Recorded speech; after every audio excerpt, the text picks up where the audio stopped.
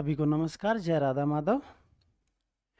तो हम इस्लामिक इतिहास लेखन में इब्न खल्दून को पढ़ने वाले हैं। अब इब्न खल्दून में हम किन बिंदुओं का अध्ययन करेंगे, तो प्रमुख रूप से हम ये 3 बिंदु पढ़ने वाले हैं। एक तो इब्न खल्दून का जीवन परिचय, दूसरा इब्न खल्दून का लेखन और दर्शन के प्रति योगदान और उनका दृष्टिकोण, जैसे उसकी जो किताब थी, जो उनका ग्रंथ था किताब उल इबार यूनिवर्सल हिस्ट्री, उसको अच्छे से हम पढ़ने वाले हैं। और एक इब्न खल्दून का मूल्यांकन हम पढ़ने वाले हैं। ठीक है, तो सबसे पहली चीज परिचय। परिचय में हमें बहुत ज़्यादा चीज़ें याद भी नहीं रखनी होती और बहुत ज़्यादा इम्पोर्टेंट भी नहीं है। इनका जन्म हुआ था ट्यूनीसिया, अफ्रीका में इब्न खल्दून का जन्म हुआ था। उसके बाद 1382 में ये मिस्र चला गया और फिर उसके बाद ये मिस्र ही रहा और वहीं पर इसकी मृत्यु हुई। अब इसने समाजशास्त्र के क्षेत्र में भी इब्न खल्दून को पढ़ा जाता है, क्योंकि चक्रीय सिद्धांत दिया था इब्न खल्दून ने। समाजशास्त्र में भी पढ़ते हैं उनको, दर्शन के क्षेत्र में भी पढ़ा जाता है और इतिहास के प्रति योगदान के लिए भी उनको जाना जाता है। समाजशास्त्री भी थे, दार्शनिक भी थे और इतिहासकार भी थे। ये इब्न खल्दून का चित्र है, आप एक बार प्रणाम कर लें इब्न खल्दून को। पहले वैज्ञानिक इतिहासकार माने गए हैं इब्न खल्दून। तो ये तो थी सामान्य सी जानकारियां। अब इब्न खल्दून को प्रमुख रूप से किस चीज के लिए हम इतिहास में पढ़ते हैं, तो वो है उनकी पुस्तक किताब उल इबार, जिसे यूनिवर्सल हिस्ट्री जो के नाम से जाना जाता है। 1377 में उन्होंने जो पुस्तक लिखी थी, तो उस पुस्तक में भी एक भाग है मुकदमा भाग।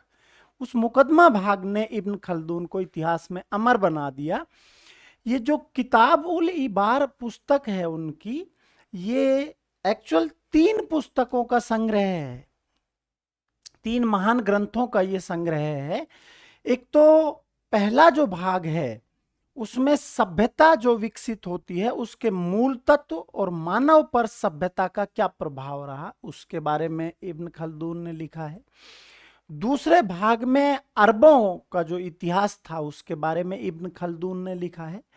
और तीसरा भाग जो है उसमें उत्तर पश्चिमी अफ्रीका, वहां की जो बर्बर जातियां थी, बर्बर राजवंश थे, उनके बारे में विवरण दिया है। सबसे महत्वपूर्ण जो है वो मुकदमा भाग है, इसीलिए फ्रांस रोजेंथाल ने उसका अंग्रेजी अनुवाद किया था, क्योंकि वो भूमिका मतलब समझ सकते हैं हम, इसकी भूमिका जो है वो मुकदमा भाग है और वो ही सबसे महत्वपूर्ण है। वहीं से उसका ग्रंथ किताब उल इबार जो है वो शुरू होता है। ठीक है, तो अब आगे देखते हैं हम।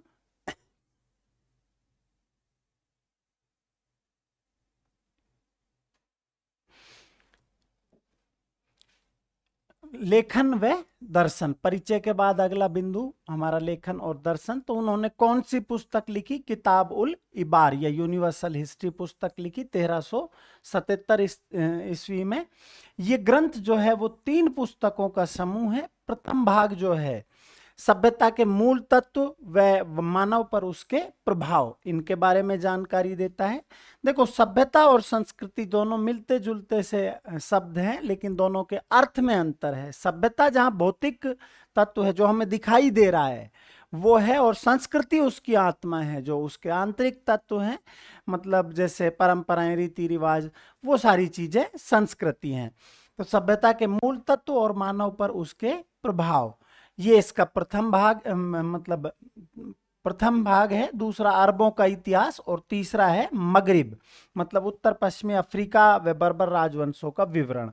3 पुस्तकों के अंतिम भाग में, तीनों में उसने स्वयं की आत्मकथा लिखी है, जिसे क्या कहा जाता है? अल तारीख जिसे कहा जाता है। अब इसका आरंभ जो है वो भूमिका जो है इस पुस्तक की किताब उल इबार की, वो मुकदमा भाग कहलाता है। वो क्या कहलाता है? मुकदमा भाग कहलाता है। यही सबसे महत्वपूर्ण भाग है, यही वो भाग है जिसने इतिहास लेखन के क्षेत्र में इब्न खल्दून को अमर बना दिया। चूंकि ये भाग महत्वपूर्ण है, इसके महत्व के लिए इसका अनुवाद जो है वो किसने किया था? अंग्रेजी अनुवाद फ्रांस रोजेंथाल ने इसका अंग्रेजी अनुवाद किया था। अब हम आगे बात करते हैं। देखो, जो इब्न खल्दून थे उन्होंने ऐतिहासिक आलोचना का प्रयोग किया। जो इतिहास लेखन की उनकी कुछ विशेषताएं जो हम देख रहे हैं, इब्न खल्दून ने आलोचना का प्रयोग किया। अब आलोचनाएं कब होंगी? जब सत्य इतिहास में जो है उसको जांचा और परखा जाएगा। ठीक है, तो उन्होंने ये कहा कि अतीत की जो भी सारी घटनाएं हैं या बातें हैं या परंपराएं जो हैं, वो सब कुछ सच नहीं है।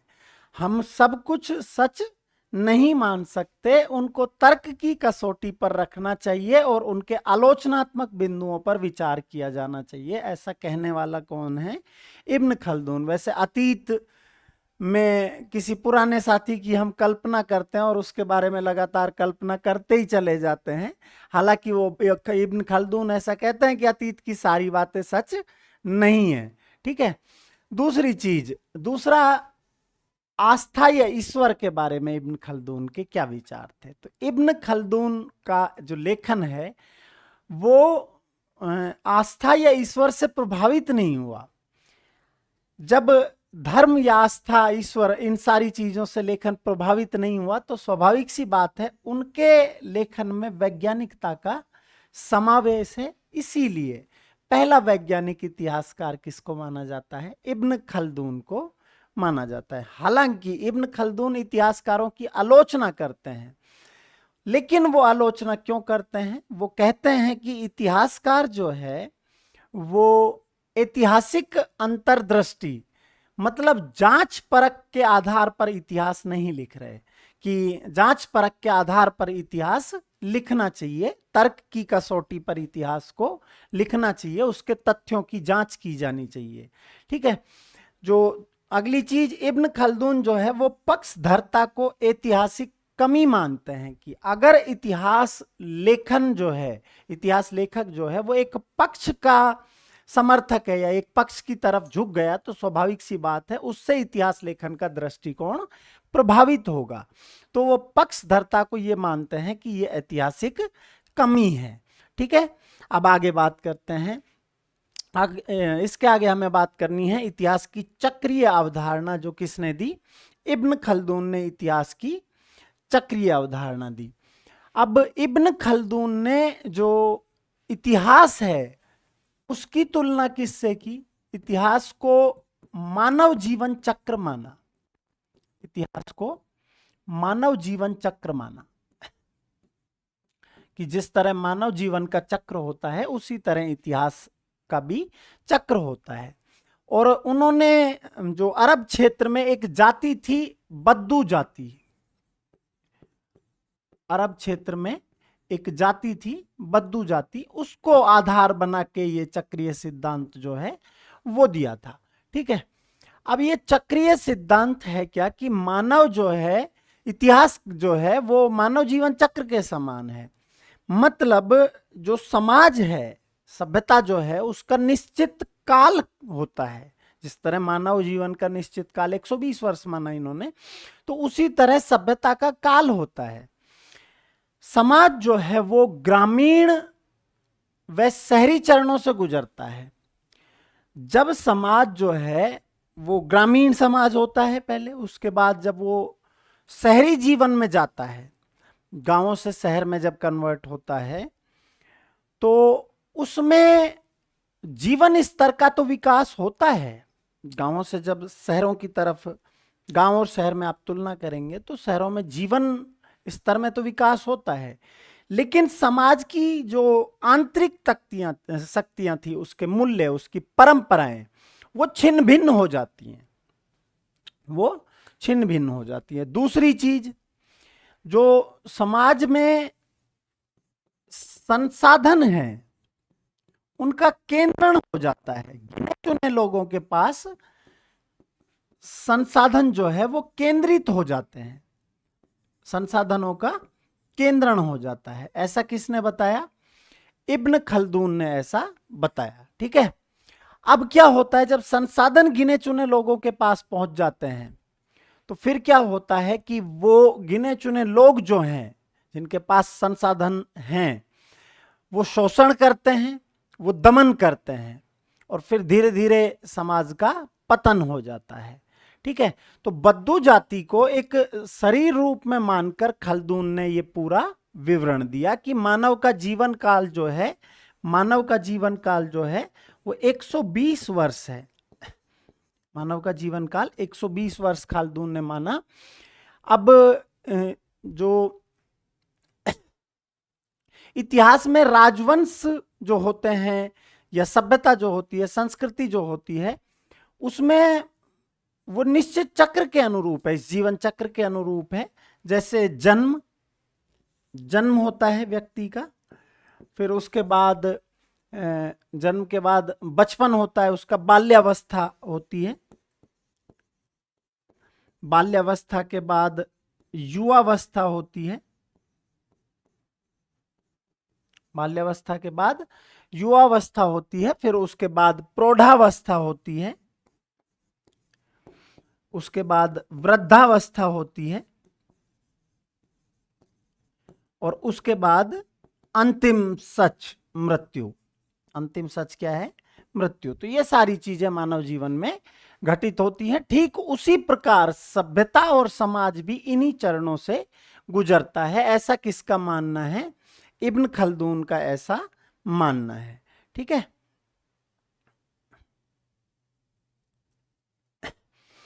अब देखते हैं। इतिहास का चक्र मानव जीवन चक्र के समान है। समाज का निश्चित जीवन काल होता है, वह समाज ग्रामीण व शहरी चरणों से गुजरता है। जब समाज ग्रामीण से शहरी जीवन में प्रवेश करता है तो जीवन स्तर का विकास होता है, लेकिन समाज की आंतरिक शक्ति छिन्न भिन्न हो जाती है। वह संसाधनों का केंद्रण चंद लोगों के पास आ जाता है। तत्पश्चात दमन होता है और समाज का पतन हो जाता है। ठीक है, और ये पीडीएफ आपको टेलीग्राम पर अवेलेबल करवा दी जाएगी, बशर्ते कि आप सेशन को अच्छे से ज़्यादा शेयर कीजिएगा। ये पीडीएफ टेलीग्राम पर आपको अवेलेबल करवा दी जाएगी, और इससे बाहर इब्न खल्दून में से क्वेश्चन नहीं जाएगा। ये आपके नेट में भी है, कॉलेज लेक्चरर में भी है, तो हर जगह ये टॉपिक आपके आता है। अब उन्होंने अरब क्षेत्र की बद्दू जाति को शरीर रूप में मानकर खल्दून ने व्याख्या प्रस्तुत की। ठीक है, मानव का सामान्य जीवन काल 120 वर्ष होता है। इसी प्रकार इतिहास में राजवंश या सभ्यता और संस्कृति, उनका चक्र प्रकृति में वस्तुओं का विकास, ये भी मानवीय चक्र के अनुरूप होता है। ठीक है, खल्दून ने मानव जीवन चक्र की व्याख्या प्रस्तुत की, जैसे जन्म, बचपन, युवावस्था, प्रौढ़ावस्था, वृद्धावस्था और मृत्यु। मतलब एक व्यक्ति जिन जीवन के चक्रों में गुजरता है, उन्हीं चक्रों में समाज, संस्कृति, राजवंश, किसी भी वस्तु को प्रकृति में गुजरना पड़ता है। ये किसने कहा? इब्न खल्दून ने कहा। ठीक है, अब हम क्या पढ़ने वाले हैं? अब हम पढ़ने वाले हैं इब्न खल्दून का समाज शास्त्रीय दृष्टिकोण। तो देखिए, वो इब्न खल्दून जो थे वो परंपरागत शासन प्रणाली और दास प्रथा के विरोधी थे। परंपरागत शासन प्रणाली और दास प्रथा के विरोधी थे कि जो पुरातन व्यवस्था चली आ रही है, शासन व्यवस्था चली आ रही है और दास प्रथा जो चली आ रही है, उसके वो पूर्णतया विरोधी थे। दूसरा, उन्होंने ये माना कि मानव जो है वो सामाजिक प्राणी है। मानव जो है वो कैसा प्राणी है? सामाजिक प्राणी है। मानव सामाजिक प्राणी है। और उन्होंने जो मतलब असभ्य, उन्होंने असभ्य मतलब जो सामूहिक एकता होती है समाज में, सामूहिक एकता की जो भावना होती है, तो उसका पक्ष लिया कि समाज में सामाजिक एकता होनी चाहिए, उसे असभ्य कहा जाता है। ठीक है, फिर दूसरी चीज कि इतिहास जो है वो समाजों का जीव विज्ञान है।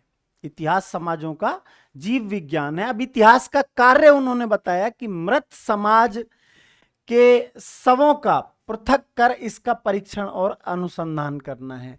मतलब इतिहास का कार्य यह है कि जो मृत समाज है, जो समाज नष्ट हो चुका, उसमें शवों को पृथक करके उसका परीक्षण और उस पर रिसर्च किया जाना चाहिए।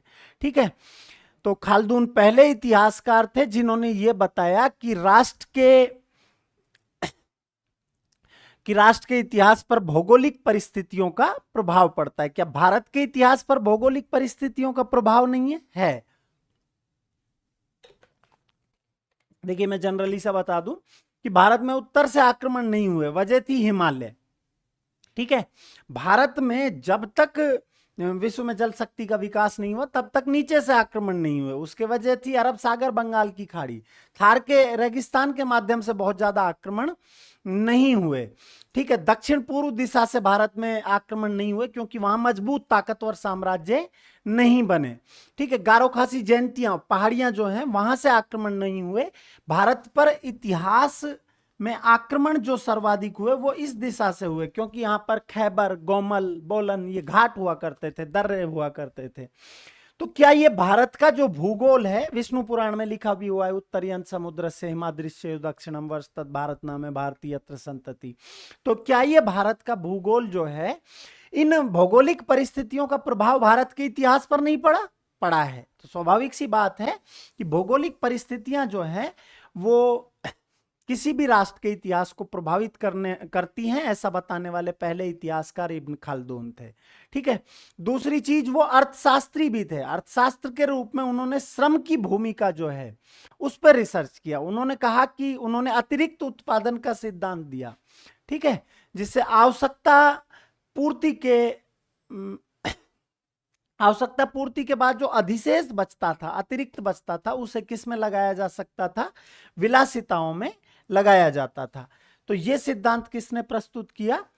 इब्न खाल्दून ने प्रस्तुत किया। तो ये सारी चीजें जो हैं वो आपको इब्न खाल्दून में याद रखनी है। निश्चित रूप से महत्वपूर्ण सेशन है और निश्चित रूप से कॉलेज लेक्चरर, सेट या यूजीसी नेट, इन सभी एग्जाम में यहां से प्रश्न आना ही आना है, पूरे आने के चांस रहेंगे। तो आप अच्छे से तैयार करें, पीडीएफ आपको टेलीग्राम पर अवेलेबल करवा दी जाएगी। इससे आगे की चर्चा नेक्स्ट सेशन में। तब तक के लिए जय हिंद, जय भारत, जय राधा माधव।